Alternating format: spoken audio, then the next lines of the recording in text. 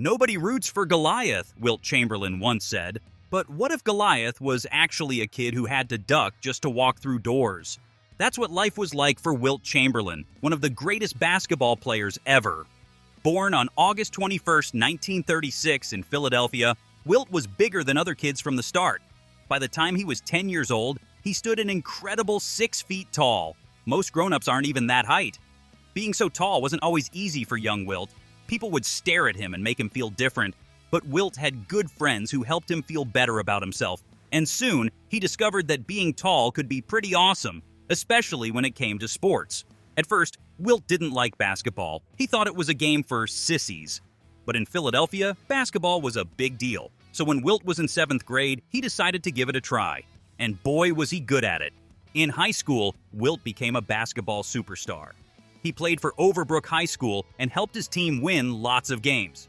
Get this, in one high school game, Wilt scored 90 points all by himself. That's more than some entire team score in a game. Wilt wasn't just good at basketball, he was great at other sports too. He could run really fast, jump really high, and throw things really far. It seemed like Wilt could do anything he put his mind to. After high school, Wilt went to the University of Kansas to play basketball.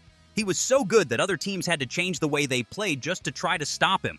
Sometimes 4 or 5 players would surround Wilt to keep him from scoring. But even then, he was hard to stop. In college, Wilt's team made it to the big championship game. They played against North Carolina in a super exciting match that went into 3 overtimes. Sadly, Wilt's team lost by just 1 point. It was the most painful loss of Wilt's life, but it taught him a lot about never giving up. After college, Wilt wasn't old enough to play in the NBA yet, so he joined a famous team called the Harlem Globetrotters. They traveled all over the world, showing off cool basketball tricks and making people laugh. Wilt loved playing with the Globetrotters and even got to meet important people like the leader of Russia. Finally, in 1959, Wilt joined the NBA. He played for the Philadelphia Warriors, and right away, everyone knew he was special. In his very first season, Wilt led the league in scoring and rebounding. That had never happened before. He was named Rookie of the Year and Most Valuable Player in the same season. Another first, but the most amazing thing Wilt ever did happened on March 2, 1962. On that night, Wilt did something that no one has ever done since. In one single game, he scored 100 points.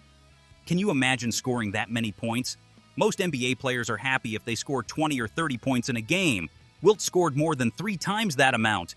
Wilt was so good at basketball that they had to change some of the rules because of him. They made the lane wider to try to keep him farther from the hoop. They also made new rules about how you could score and pass the ball. Wilt was literally changing the game. Throughout his career, Wilt set tons of records. Here are just a few.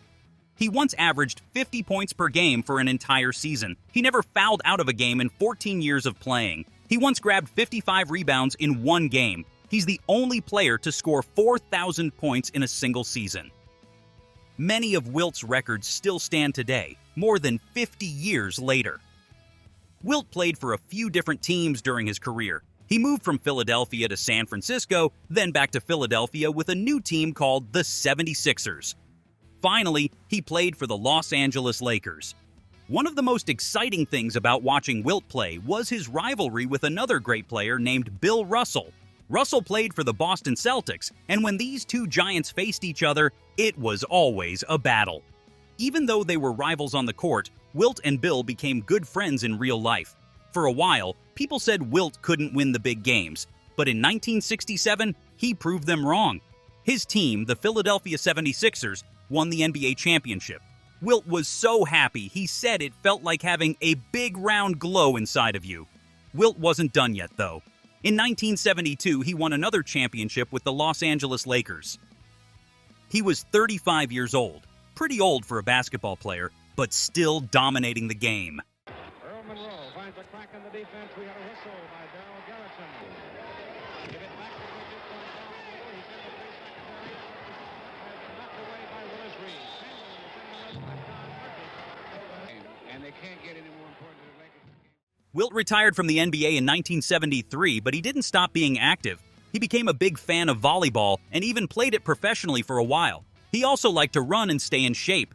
Wilt was always trying new things and challenging himself. Off the basketball court, Wilt was an interesting person.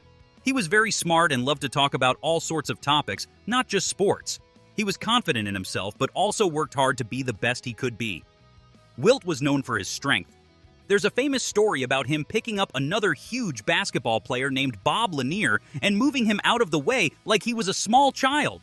Wilt was so strong that he even thought about becoming a boxer. He almost had a fight with the famous Muhammad Ali, but it didn't happen in the end. Wilt also liked nice things. He built a big, fancy house in Los Angeles with a huge front door that weighed 22,000 pounds.